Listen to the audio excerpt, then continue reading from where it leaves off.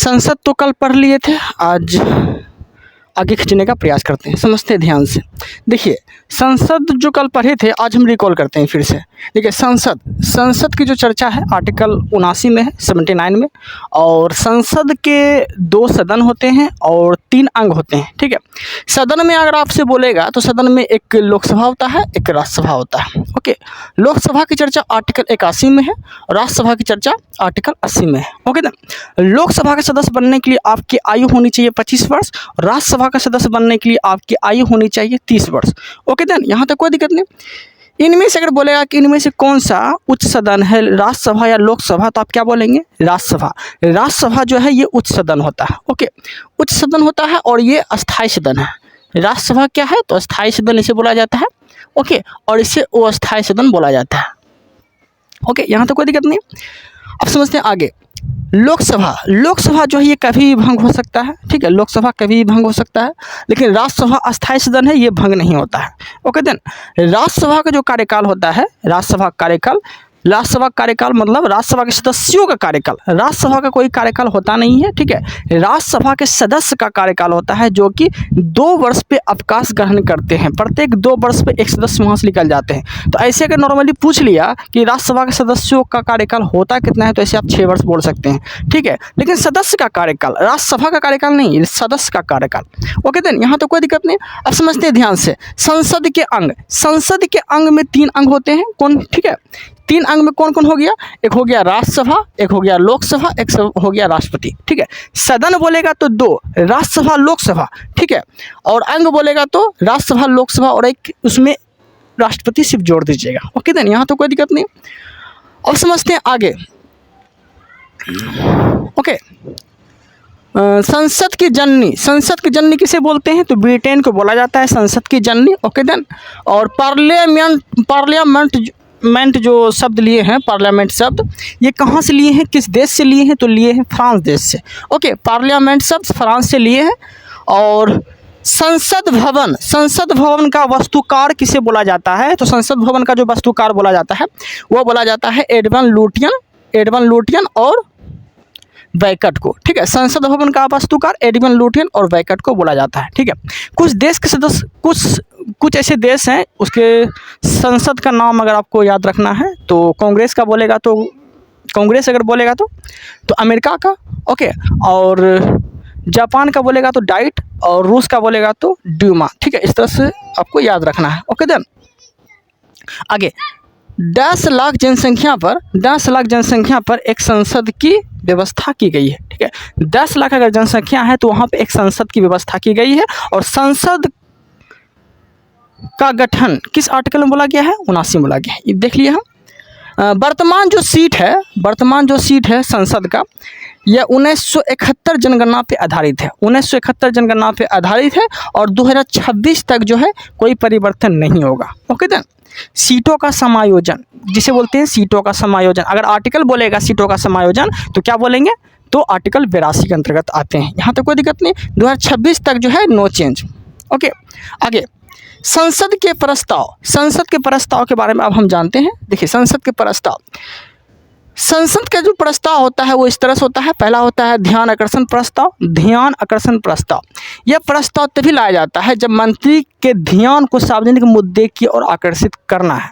ठीक है, जैसे कोई मंत्री है और यह रोड टूट गया है या पुल टूट गया है, तो सार्वजनिक मुद्दे की ओर आकर्षित करने के लिए उस मंत्री पे ध्यान आकर्षण प्रस्ताव लाया जाता है। ठीक है, यही बात बोला गया है।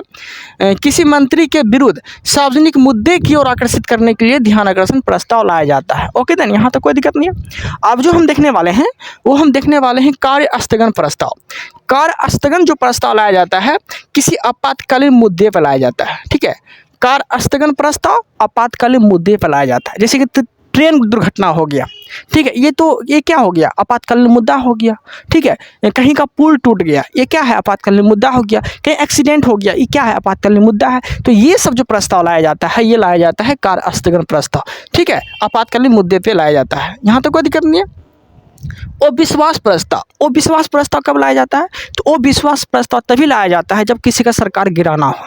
ठीक है, जैसे कि बीजेपी का सरकार बन गया है, कांग्रेस चाहेगा कि बीजेपी का सरकार गिरा दे, तो बीजेपी के सदस्य में जो व्यक्ति जुड़ा हुआ है वहाँ से हट के इधर आ जाएगा। मतलब कहने का अर्थ है गठबंधन, जैसे गठबंधन है ना कांग्रेस का, तो कांग्रेस को लग जाएगा कि बीजेपी का जो है पूर्ण बहुमत नहीं मिला है, ठीक है, पूर्ण बहुमत नहीं मिला है, या फिर वहाँ से जो पूर्ण बहुमत मिला था वहाँ से हट के मेरे पार्टी में आ गया है, तो वो क्या करेगा, वो विश्वास प्रस्ताव लगाएगा कि आपका सरकार। विश्वास प्रस्ताव तभी लाया जाता है जब सरकार का बहुमत सिद्ध करना हो, ठीक है, सरकार का बहुमत सिद्ध करने के लिए वो विश्वास प्रस्ताव लाया जाता है, ठीक है। इसमें ना सरकार के गिर जाता है, ठीक है।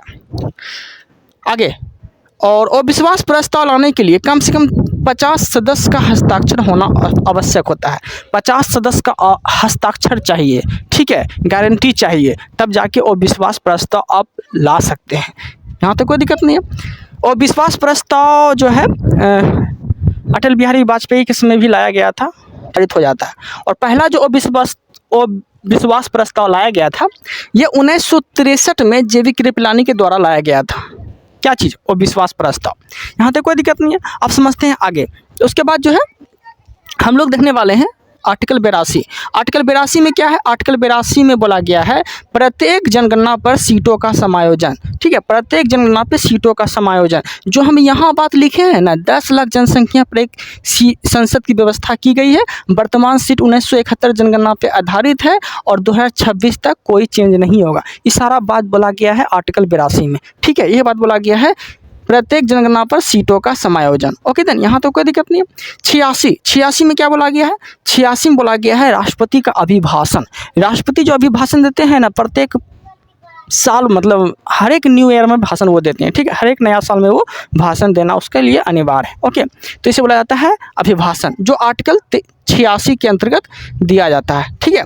87 जो आर्टिकल है ना, इसमें बोला गया है विशेष अभिभाषण के बारे में बोला गया है, विशेष अभिभाषण के बारे में बोला गया है। और विशेष अभिभाषण तभी दिया जाता है जब नया लोकसभा का गठन हो, ठीक है, नया लोकसभा, जैसे कि अभी बीजेपी जीता, बीजेपी में नरेंद्र मोदी प्रधानमंत्री बने, ठीक है ना, तो वो अभी जो दिया होगा भाषण राष्ट्रपति, वो विशेष अभिभाषण दिया होगा।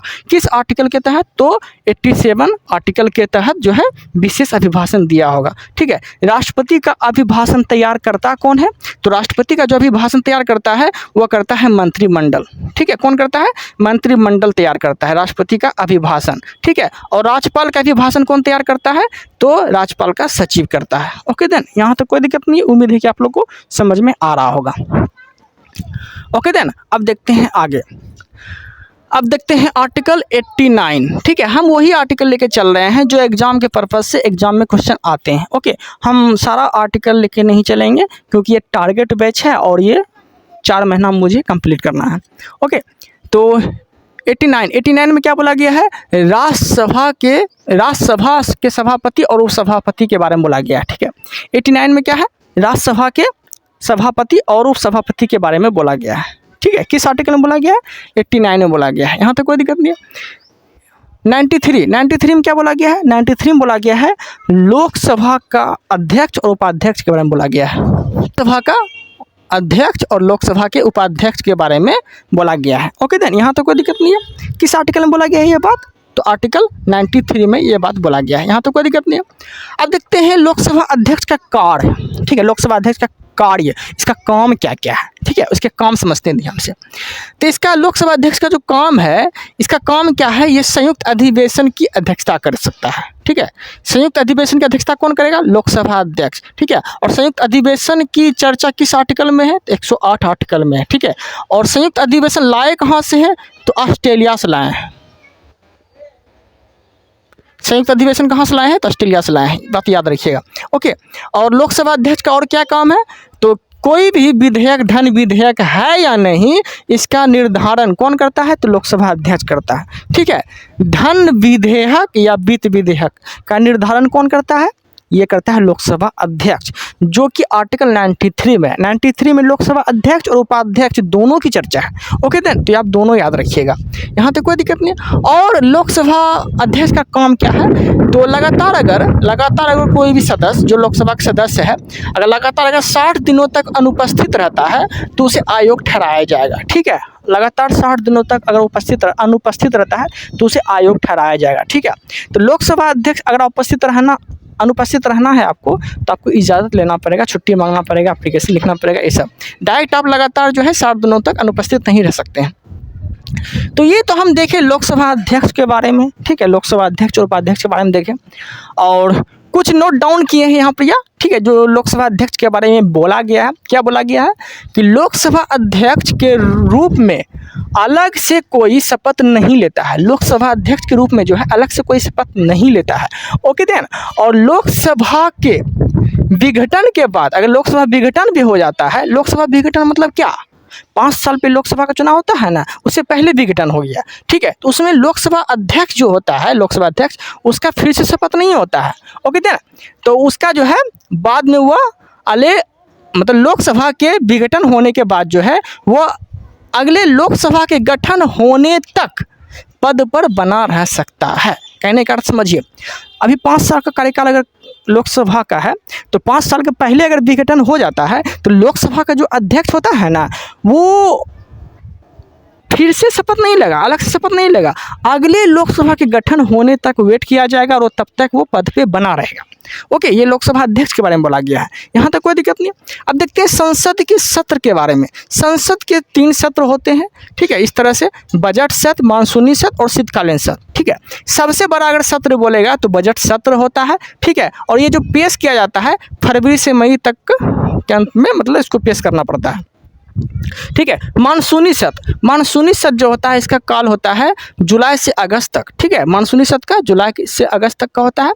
और शीतकालीन जो सत्र होता है ये सबसे छोटा सत्र कहलाता है और मात्र ये 1 मंथ का होता है, 1 मंथ का होता है, ठीक है, 1 महीने का ये होता है। ओके, तो शीतकालीन सत्र सबसे छोटा सत्र होता है, सबसे बड़ा सत्र होता है बजट सत्र, ये फरवरी से मई तक में ये पेश करना पड़ता है, काल होता है इसका। ओके देन, यहाँ तो कोई दिक्कत नहीं। अब देखते हैं समिति, संसद की समिति देखते हैं। पहला देखते हैं प्राक्कलन समिति, फिर लोकलेखा समिति, इस तरह से हम लोग देखेंगे समिति के बारे में। प्राक्कलन समिति का काम क्या है, तो प्राक्कलन समिति का काम होता है बजट तैयार करना, ठीक है, प्राक्कलन समिति का काम है बजट को तैयार करना। ओके, और प्राक्कलन समिति में सदस्य की संख्या कितनी होती है, तो सदस्य जो होती है ये 30 सदस्य होती है और 30 के 30 लोकसभा से होती है। 30 सदस्य जो है कहाँ से होता है, तो लोकसभा से होता है 30 सदस्य, ठीक है, यहाँ से राज्यसभा से सदस्य इसका नहीं आता है। आगे देखते हैं लोकलेखा समिति। लोकलेखा समिति को जो है प्राक्कलन समिति का जुड़वा बहन कहा जाता है। और लोकलेखा समिति में जो होता है लोकसभा से 15 सदस्य आते हैं, राज्यसभा से 7 सदस्य आते हैं। टोटल अगर बोलेगा कि लोकलेखा में कितने सदस्य होते हैं तो टोटल जो होते हैं वो 22 सदस्य होते हैं। यहाँ तक कोई दिक्कत नहीं। इसे प्राक्कलन समिति का जुड़वा बहन कहा जाता है। यह धन की जांच करता है। लोकलेखा समिति का काम है धन की जांच करना। और इसका जो अध्यक्ष होता है, लोकलेखा समिति का जो अध्यक्ष होता है, इसका अध्यक्ष होता है विपक्ष दल के नेता। विपक्ष दल के नेता होता है लोकलेखा समिति के अध्यक्ष। ओके देन, उम्मीद है कि आप लोग को यहाँ तक कोई प्रॉब्लम नहीं हुआ होगा। ओके, इस वीडियो में इतना ही। मिलते हैं हम लोग अगले वीडियो में। Thanks for watching. आप लोग को मेरा कंटेंट अच्छा लग रहा है, चैनल को सब्सक्राइब कर लीजिए।